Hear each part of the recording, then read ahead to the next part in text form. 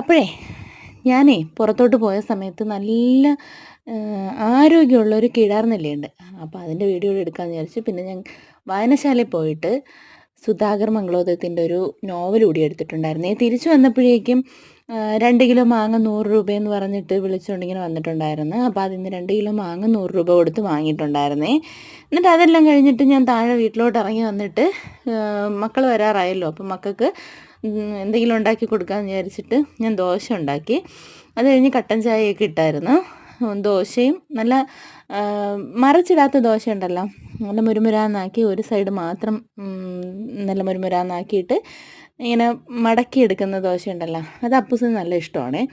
അപ്പോൾ അതുകൊണ്ട് ഞാൻ അങ്ങനെ ഒരു ദോശയും കൂടെ ഉണ്ടാക്കി അവർക്ക് കഴിക്കാനായിട്ട് എടുത്തിട്ടുണ്ട്. രാവിലത്തെ കറി ഉണ്ടായിരുന്നു, അപ്പോൾ അതും കൂടെ ചൂടാക്കി കട്ടൻ ചായയും കൂടെ ഇട്ട് ഞങ്ങൾ കുടിക്കാൻ വേണ്ടിയിട്ട് ഇരുന്നു. പിന്നെ അണ്ണൻ പുറത്തോട്ടൊന്ന് പോയേ.